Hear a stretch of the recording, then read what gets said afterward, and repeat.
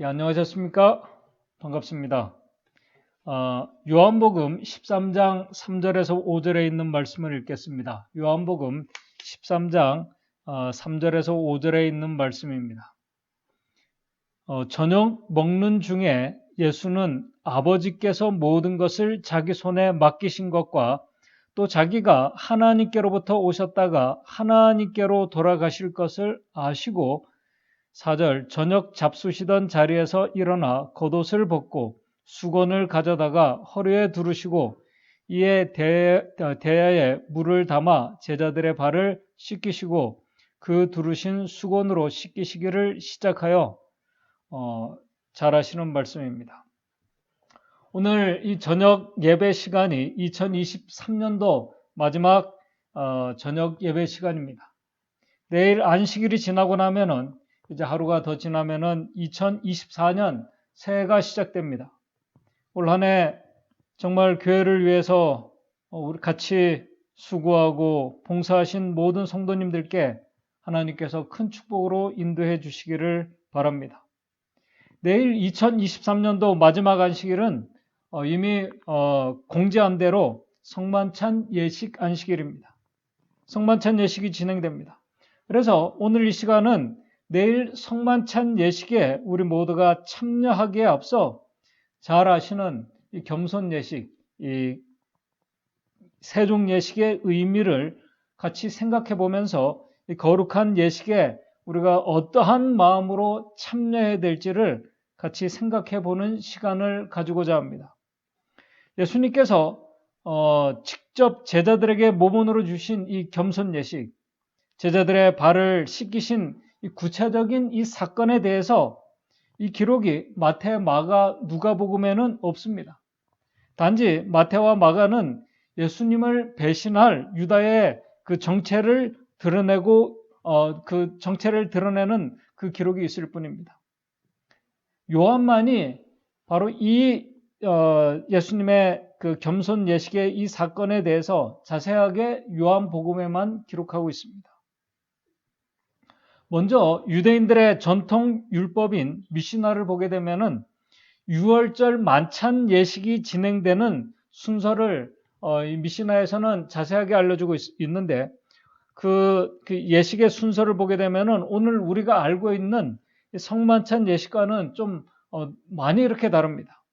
첫째, 6월절 만찬에 참여할 가족들이 모입니다. 또 아니면 어떤 무리들이 모이게 됐을 때 가족의 가장이나 무리의 지도자가 포도즙의 첫 번째 잔을 따르고 난 후에 그 날과 포도즙에 대한 축복을 선언합니다.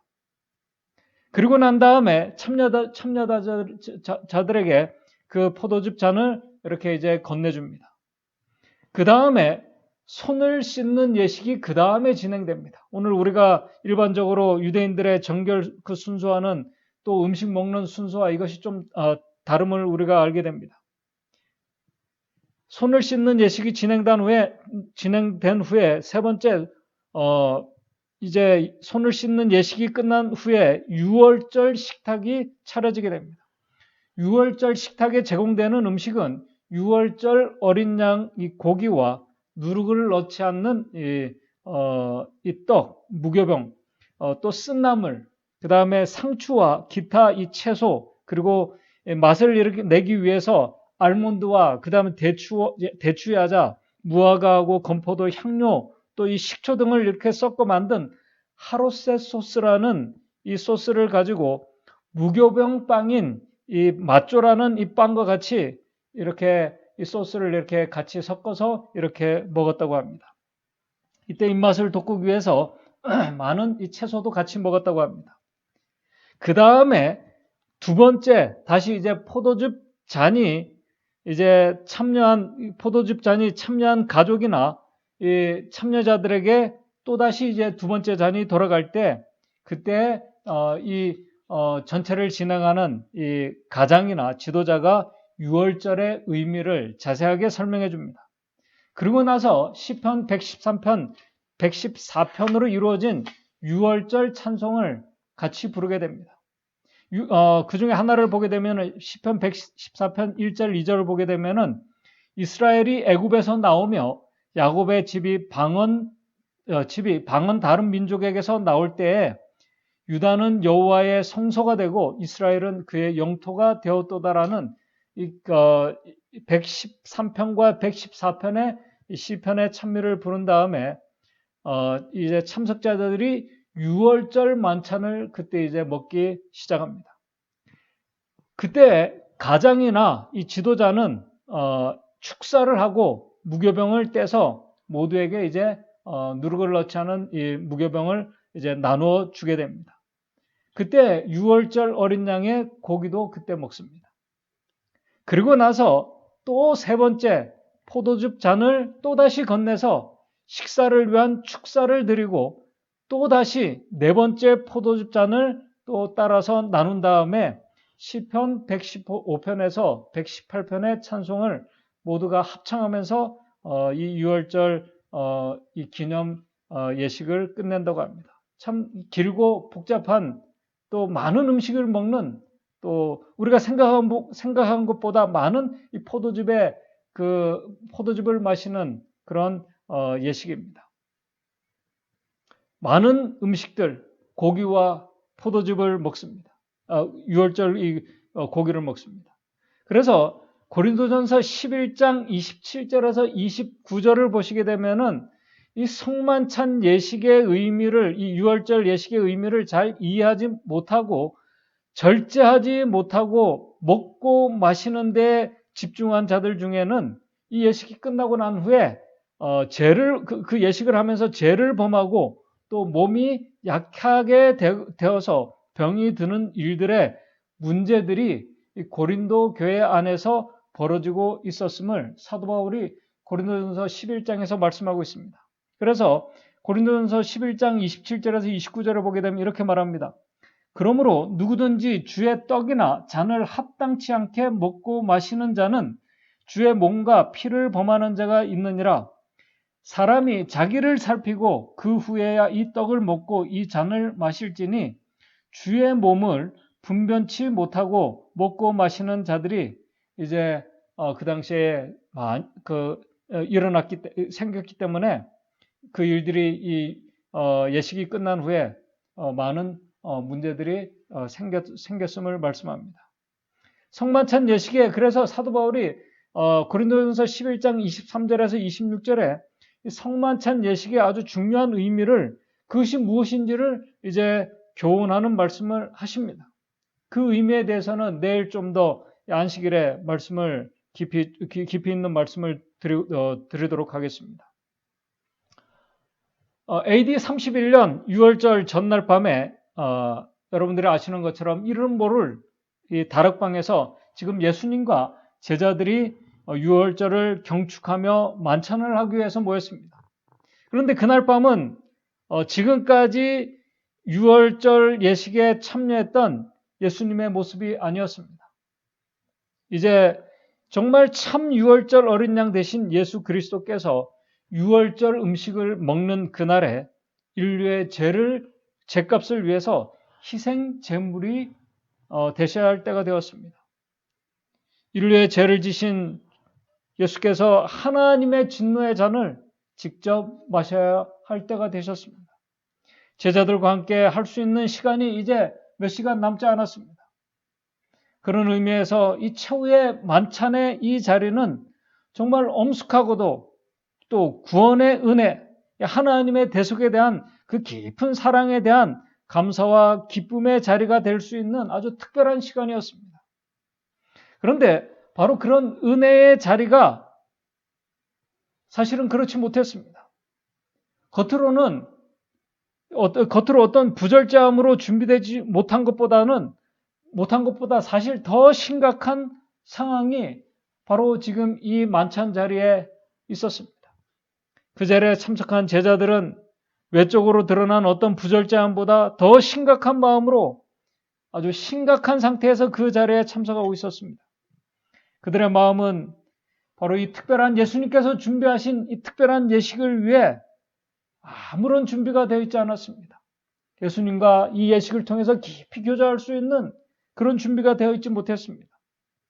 잘 아시는 것처럼 누가복음 22장 24절에 보게 되면은 저희 사이에 그중 누가 크냐는 다툼이 난지라. 그들 사이에, 제자들 사이에 아주 큰 다툼이 났습니다. 또 잘 아시는 것처럼 예수님을 배반한 가룟 유다의 마음에는 사단이 들어가 있었다고 누가복음 22장 3절에는 말씀하고 있습니다. 제자들의 마음의 상태는 예수님께서 이제 떠나가시면은 복음을 위한 사명은 참 뒤로 하고 그들 모두가 뿔뿔이 흩어질 수밖에 없는 아주 심각한 상태에 있었습니다.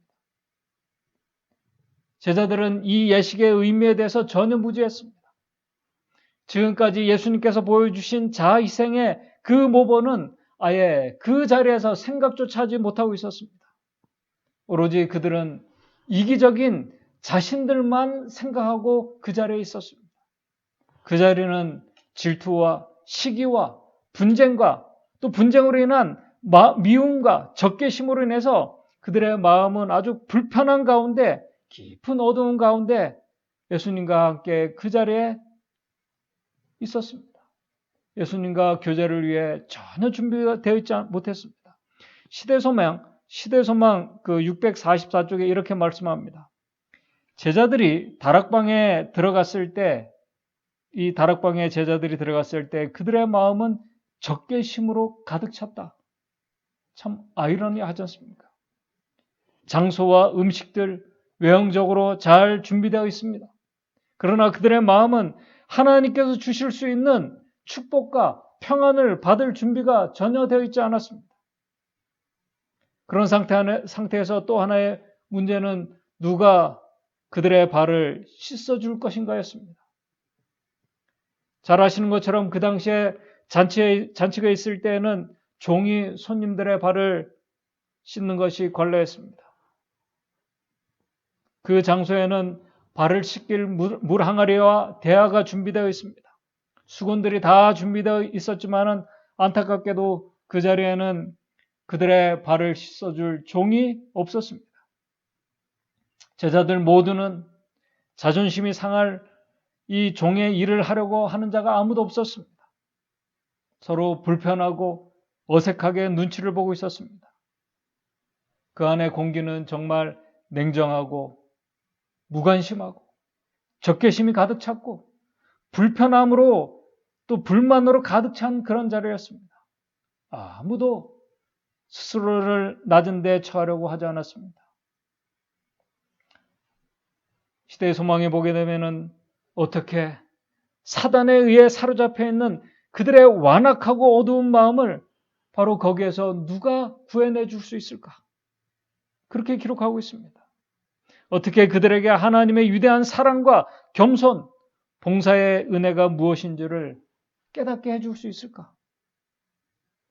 지금까지 조용하게 이 모든 과정을 묵묵히 지켜보고 계셨던 그 예수님께서 바로 그때 참된 위대함과 봉사와 겸손이 무엇인지를 보여주기 위해서 일어나셨습니다. 그 모습을 오늘 본문의 말씀 요한복음 13장 3절에서 5절에 말씀합니다. 저녁 먹는 중에 예수는 아버지께서 모든 것을 자기 손에 맡기신 것과 또 자기가 하나님께로부터 오셨다가 하나님께로 돌아갔을 것을 아시고 4절에 또다시 저녁 잡수시던 자리에서 일어나 이렇게 기록하고 있습니다. 아까 제가 서두에 이 6월절 그 예식의 이 그 순서는 유대인들의 그 순서는 아주 길고 복잡하고 참 많은 이 음식들과 또 이 포도즙 잔이 이렇게 나눠주고 있음을 말씀드렸습니다.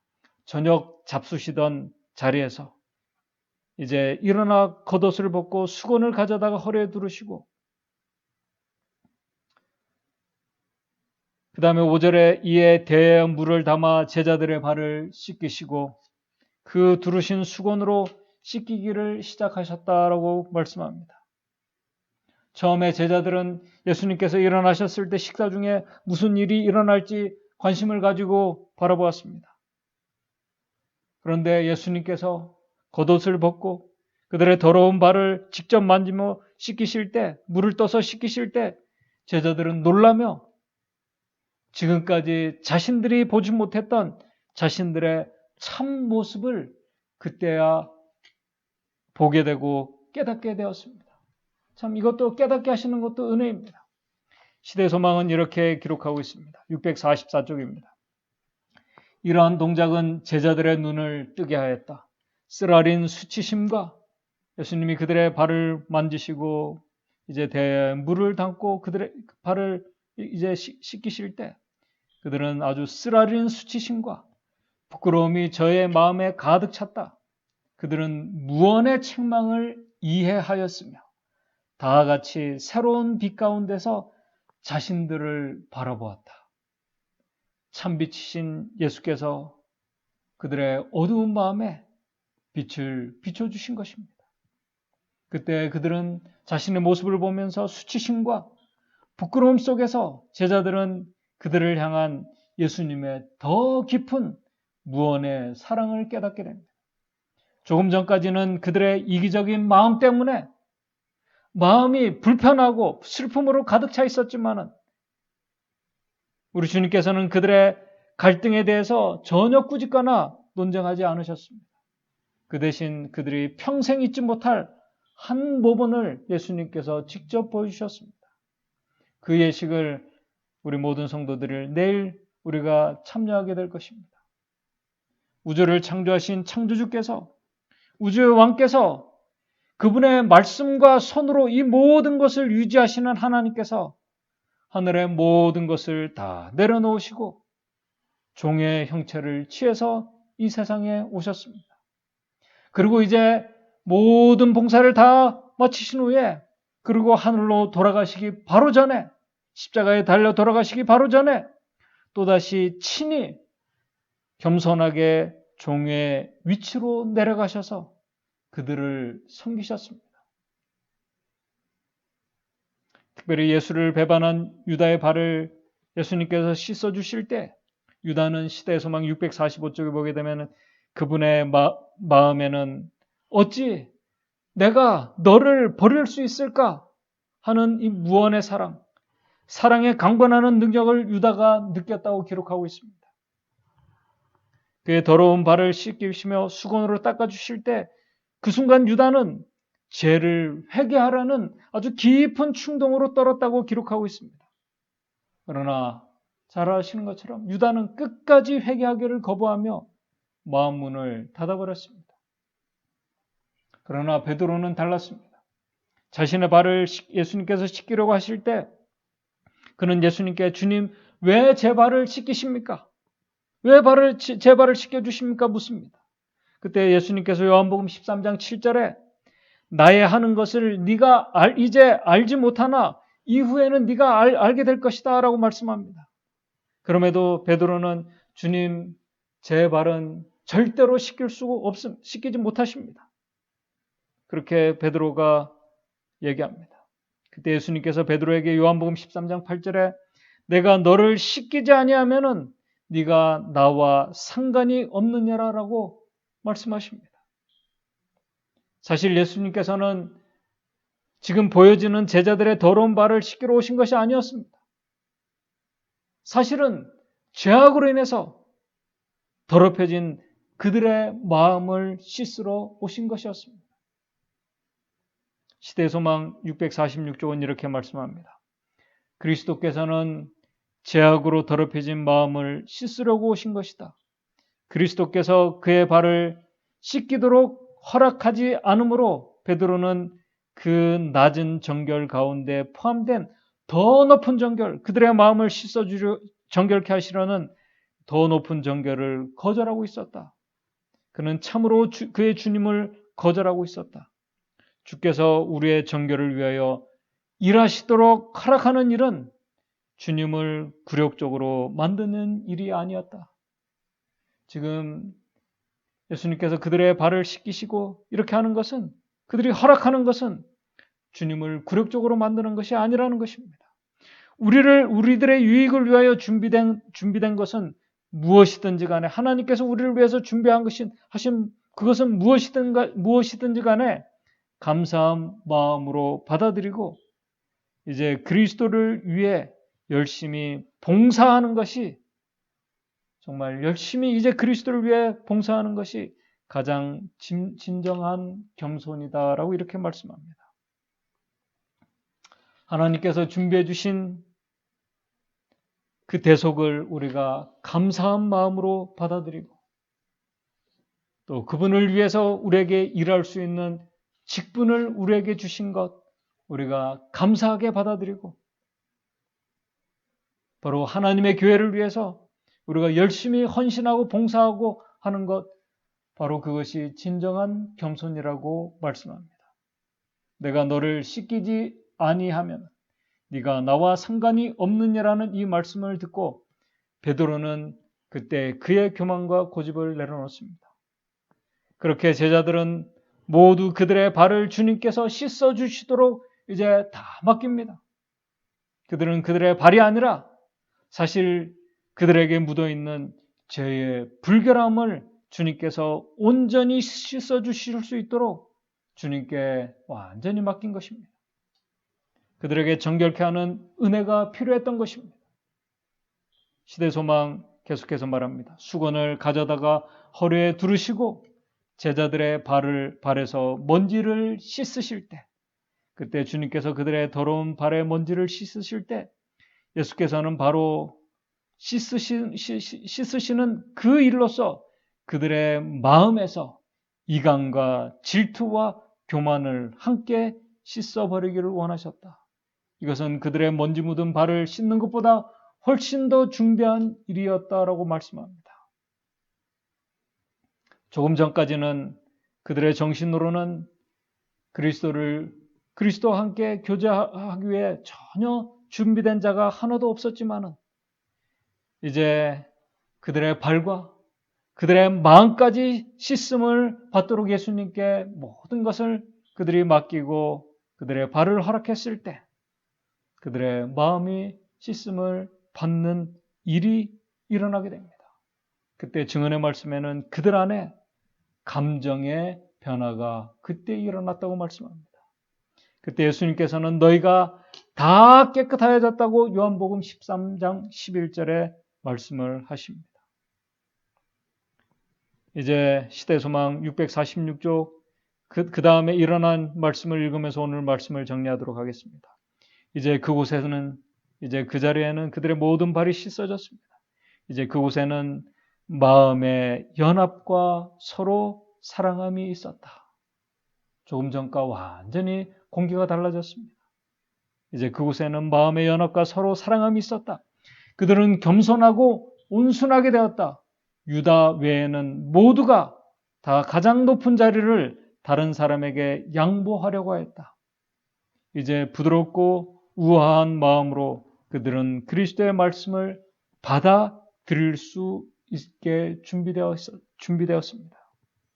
바로 그렇게 준비된 자들이 이 성만찬 예식을 통해서 십자가의 대속의 사랑과 은혜를 깨닫고 그 은혜를 믿음으로 받아들일 수 있는 참으로 준비되고 복된 하늘의 복을 받을 수 있는 그런 자들로 준비되는 것입니다. 내일 우리 모든 성도들이 참여할 그 예식이 우리 마음이 다 이렇게 씻겨짐으로 인해서